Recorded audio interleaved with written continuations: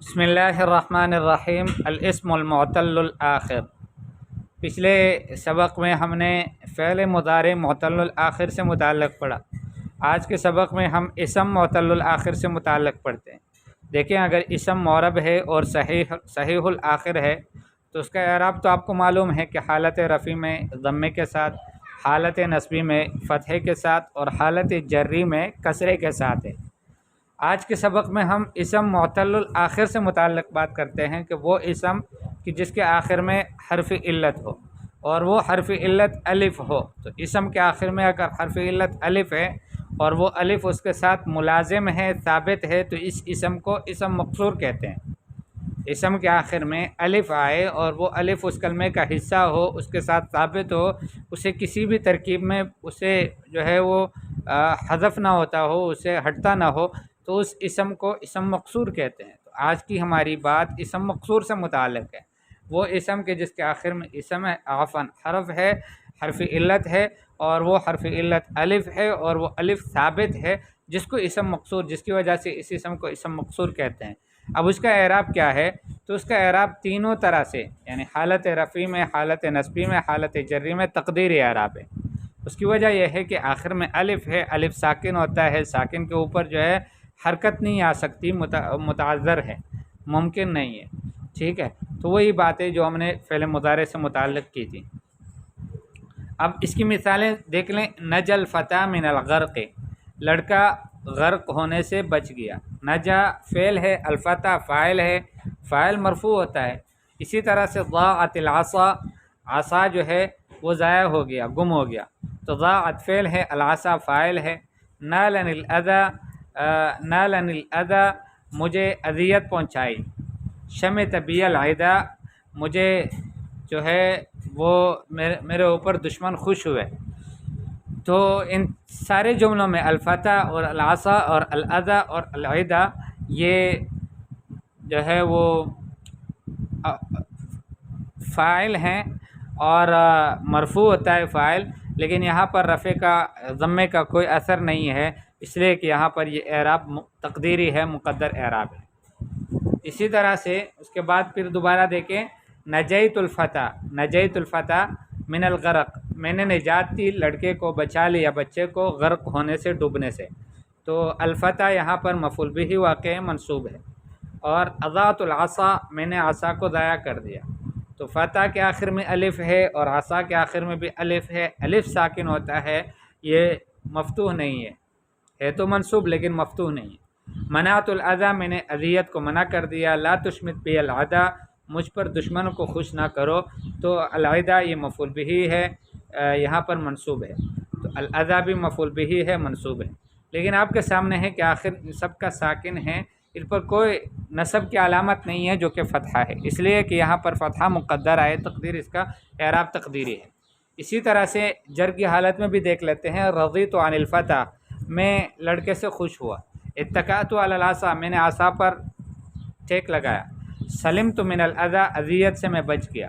انتصرت علی العدا، دشمنوں کے اوپر مجھے فتحیابی ملی، کامیاب ہوا۔ تو العدا اور الاذى اور العصا اور الفتى یہ سارے کلمات جو ہیں یہ حروف جر کے بعد واقع ہیں، اس وجہ سے یہ مجرور ہیں، لیکن جر کی علامت تو کسرہ ہے، یہاں کسرہ نہیں ہے، سکون ہے، تو بھائی اس لیے نہیں ہے کہ یہ الف اسم مقصور ہے اور ان سب کے آخر میں الف لازمہ، الف ثابتہ ہے، جس کی وجہ سے اس کا اعراب تقدیری ہے، اور الف ساکن کے اوپر جو ہے اعراب ظاہر نہیں ہو سکتا۔ البحث۔ الکلمات الفتى والعصا والاذى والعدا فی الامثلة المتقدمة كلها اسماء معربہ۔ فتح اور عصا اور اذى اور عدا یہ گزشتہ مثالوں میں سب کے سب میں یہ اسماء معرب ہیں۔ وفی آخر کل منها الف ثابتہ، ہر ایک کے آخر میں الف ثابت ہے۔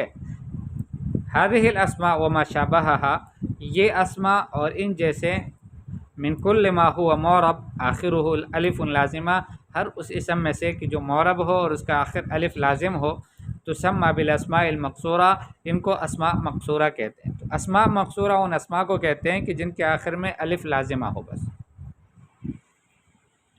وَإِذَا تَأَمَّلْتَ هَذِهِ الْأَسْمَاء، اور جب آپ غور کریں ان اسماء میں، وجدتها فی القسم الاول مرفوعا، پہلے قسم میں آپ ان کو مرفوع پاؤ گے، لأن كل واحد منها يقع فاعلا، اس لیے کہ ہر ایک ان میں سے فاعل واقع ہوتا ہے۔ وفی القسم الثانی منصوبہ، دوسری قسم میں منصوب ہے، لأن كل منها مفعول به، اس لیے کہ ہر ایک ان میں سے مفعول به ہے۔ وفی القسم الثالث مجرورۃ بحرف جر، اور تیسری قسم میں یہ مجرور ہے حرف جر کی وجہ سے۔ فما علامات الرفع والنصب والجر فيها، رفع اور نصب اور جر کے علامات ان میں کیا ہے؟ نحن نعلم ان العلامات الاصلیہ للرفع والنصب والجر هي الضمہ والفتحہ والکسرہ، ہم جانتے ہیں کہ اصلی علامات رفع نصب جر کی جو ہے وہ ضمہ فتحہ کسرہ ہے، ولکننا ہنا، لیکن ہم یہاں پر لا نرى اثرا للضم او الفتح والکسر، کوئی اثر نہیں دیکھتے ضمے کا بھی، فتحے کا بھی، کسرے کا بھی۔ فما سبب ذلك، اس کا سبب کیا ہے، وجہ کیا ہے، ریزن کیا ہے؟ السبب ان آخر كل كلمة من هذه الكلمات الف، سبب یہ ہے کہ ہر کلمے کا ان کلمات میں سے آخر الف ہے، والالف يتعذر تحریکها، الف جو ہے اس کا تحریک متعذر ہے، الف کے اوپر جب کوئی زبر زیر پیش آ جائے تو الف نہیں رہتا، وہ پھر حمزہ بن جاتا ہے۔ الف ہو اور اس کے اوپر زبر زیر پیش آئے ناممکن ہے، اس لیے کہ الف ساکن ہوتا ہے۔ ولذلك بقیت ساکنہ، اس وجہ سے یہ باقی رہ گئے ساکن، وقدرت علیہ الضمہ فی حالت الرفع، اور اس کے اوپر ضمے کو مقدر مانا گیا حالت رفع میں، والفتحۃ فی حالت النصب، اور فتح کو مقدر مانا گیا حالت نصب میں، والکسرۃ فی حالت الجر، اور کسرے کو مقدر مانا گیا حالت جر میں۔ دیکھیں یعنی نجا الفتح من الغرق، اس جملے کے اندر الفتح کو ہم کہیں گے کہ یہ مرفوع ہے، اور اس کا اعراب جو ہے وہ تقدیری ہے، مرفوع بالضمہ ہے۔ القواعد، المقصور هو كل اسم معرب آخره الف لازمہ، مقصور کون سا اسم ہے؟ ہر وہ اسم ہے جو معرب ہے اور اس کے آخر میں الف لازمہ ہے، ہر وہ اسم معرب کے جس کے آخر میں الف لازمہ ہو اس کو کہتے ہیں مقصور۔